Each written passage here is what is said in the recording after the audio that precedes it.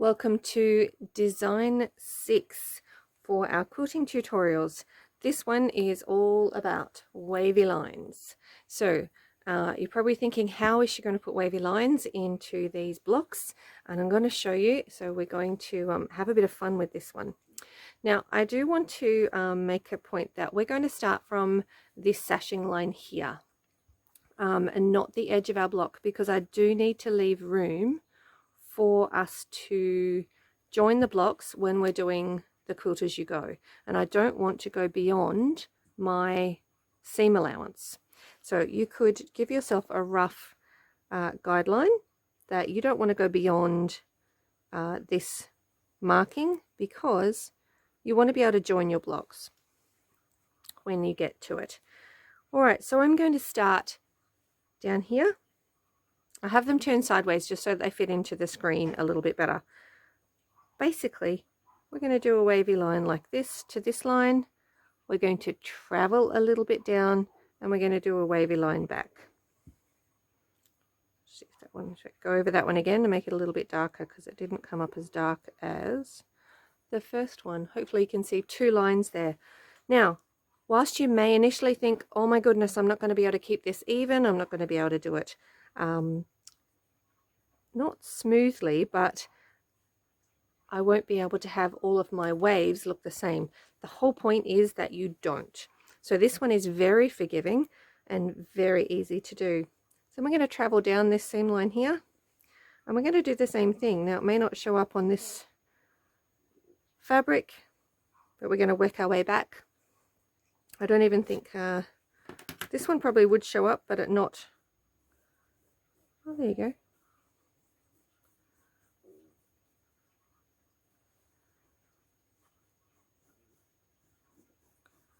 And yeah, don't make it even. Actually, it's actually better if you don't. Then we'll travel down here again, and we'll do it again. Travel down there. Now you can finish off there, or if you want to, we might actually travel down here, sneak across my I'm going to sneak across my sashing to this block. Now this block was a little bit different. So with this one, I've chosen to do those larger sections, and I'm leaving these unquilted. You could, of course, go ahead and do the similar lines in those as well. With this one, I actually wanted to quilt the crossed part rather than the background. So I'm going to sneak along to here and do pretty much the same thing. Up to here, I'm going to not quilt into my seam allowance, and then back down to the bottom. Probably will do a bit of defining on this quilt by traveling up the side here and doing this.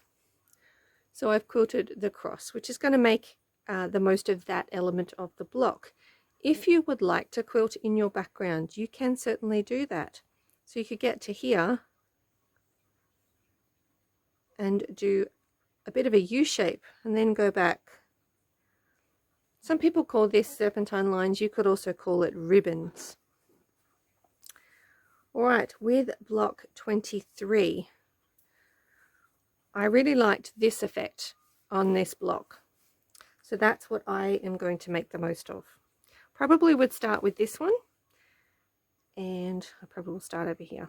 So I would cut my threads over here, come over here, and do my wavy line here, travel upwards, and travel back again. Travel across to this one, travel, and travel, and then again to this one. You'll hear me say that word travel quite a lot in these videos. And then the last one would be to here and do a small one. And then you get that you accentuate this block. So hopefully you could see me do that. I will do it again on the practice piece so that you can see me do it as well. Now with this one, I actually wanted to do these sections. So I'm going to start here, and I want to draw that.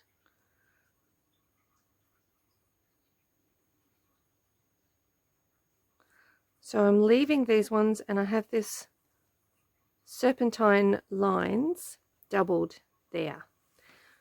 So one of the ways you can change this up or add to it is to do that in every one. You could do that in all of these. You could do it just in these ones and have a different one going through here. Or if you want, you can have more than 2 lines. So whilst I've got 2 lines going down the center of these, you could add more so that you are quilting a wider section. That is entirely up to you. Basically, I want you to use these designs as a jumping off point to inspire your quilting, to see how you can apply the designs to your blocks. All right, I'm going to get marking on my practice piece.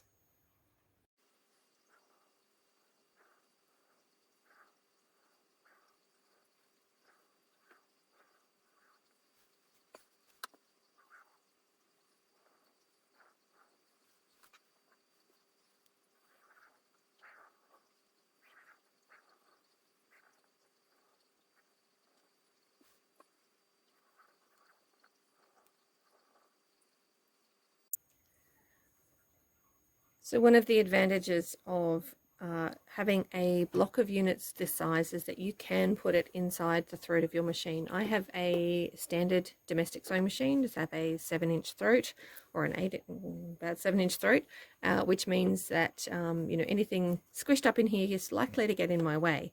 I do want to start in this part of the block, so I'm actually going to do 2 rows on this piece, and then I'll do a bigger row in the middle so you can see what the difference is. So it's a little bit harder just because I haven't got this fabric to hang on to here, but that's okay, we will manage. Now I need to have the machine going reasonably fast, and then I need to stop when my hands get beyond the needle, and I need for the machine to come to a complete halt so that I don't get a wobble to my line.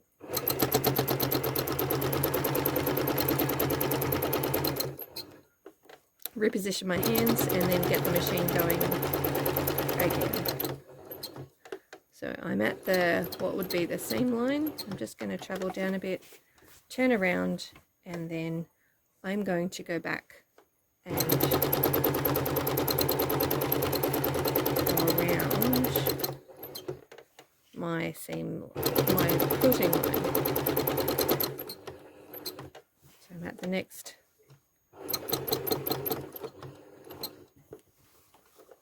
part of the block, the piece. So we're going to add in an extra one here just so you can see what it looks like if you did more than one set of lines.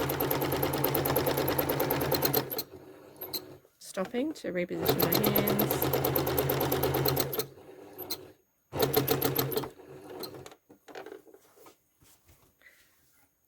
So once you get practice at it, you won't be able to see where you've stopped, and if you try and keep on that same path, you will also be able to hide where your stopping points are. Travel down to this middle section. This one, instead of 2 lines, I'm actually going to do a really pronounced style of this.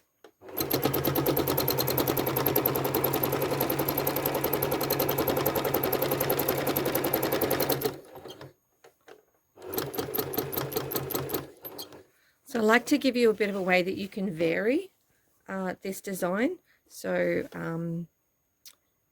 by making these waves even wider, then you're covering a bigger area. So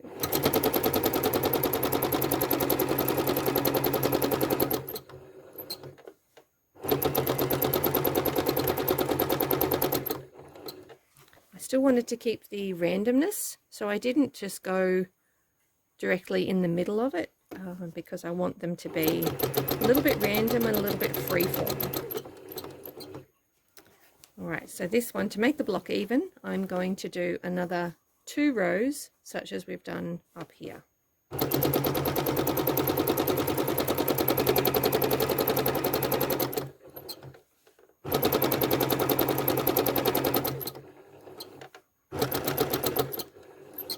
Now I'm not confident in going backwards because I can't see it as well.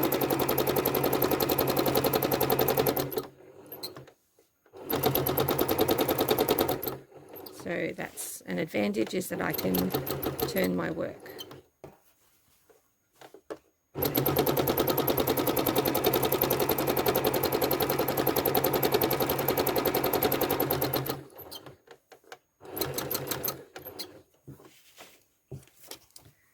I guess you're going to try and vary where the curves are, so that you don't end up with,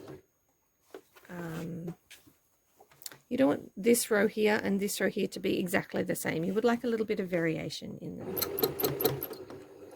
So if I was on my quilt, I'm going to sneak across here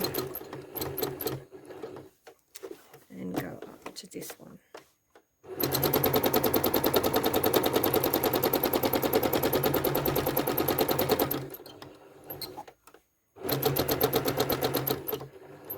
So we're in block 22 now. I've just snuck across the seam line of my sashing, and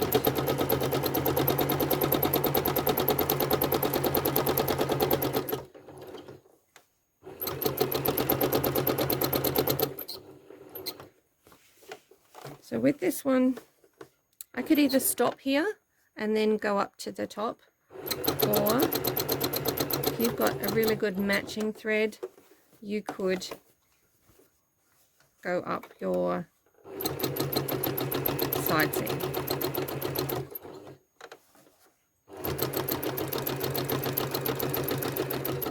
And hopefully hiding your stitches in the ditch. Oops, I moved the fabric. Good thing it's the practice piece. Now if you decide as you're quilting that your marking isn't quite right, feel free to change. See, mine is actually completely different to what I had marked on the block. So, you know, don't be afraid to change it on the fly, so to speak. That will be okay.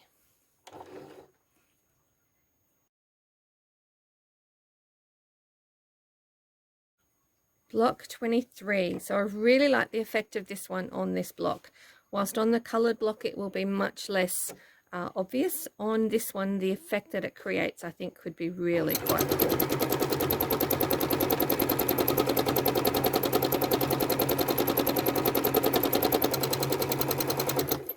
I'm going to stop here and change direction. Now I'm keeping an eye on where I've come around that corner so I can keep quilting in that same pathway so that my line is smooth. So I stopped about here and I was able to continue. So that is just a point to try and remember. Now you'll notice that often my first line is quite wavy. The second line is often a little bit less.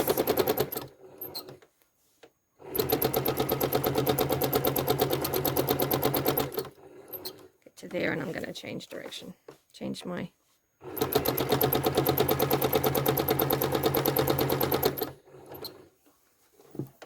so you can create the major wave with your first row of quilting, and then with when you come back and fill in the space, that can be the fill-in, and it's just perhaps a little bit easier to create that serpentine line. Oh, get rid of that so I don't stitch it down.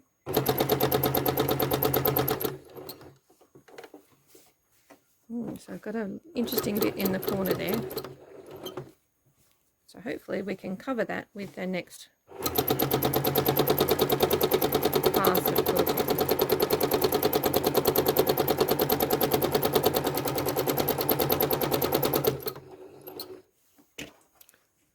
A little bit interesting, but there you go.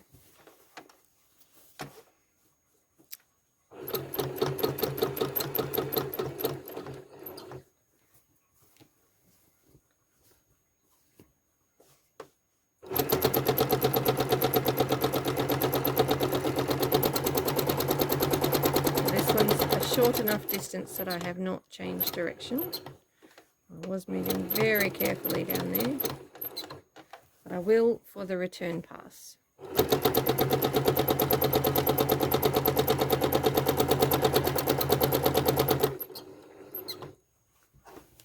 And then we have our little bit in the corner, making sure my backing is not underneath and likely to get stitched down.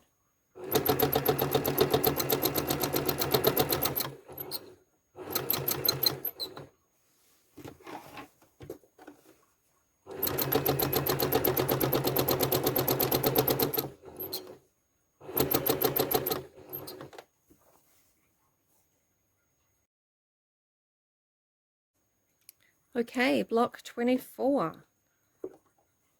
So I've done my locking stitches. So I'm going to do quite a wavy line because I want to fill those rectangles.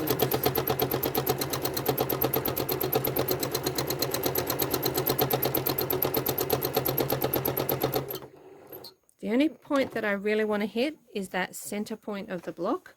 I want to go through that, so I'm not going into either of these rectangles. Making sure it's smooth.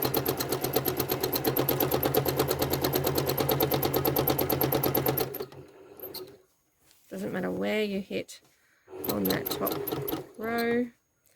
And then we're going to come back along it. Again, the only point I really want to hit is where I cross in the very center of that.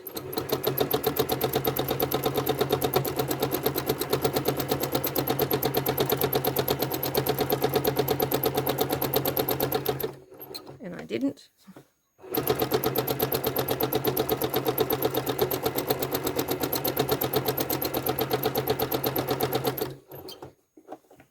But that's okay.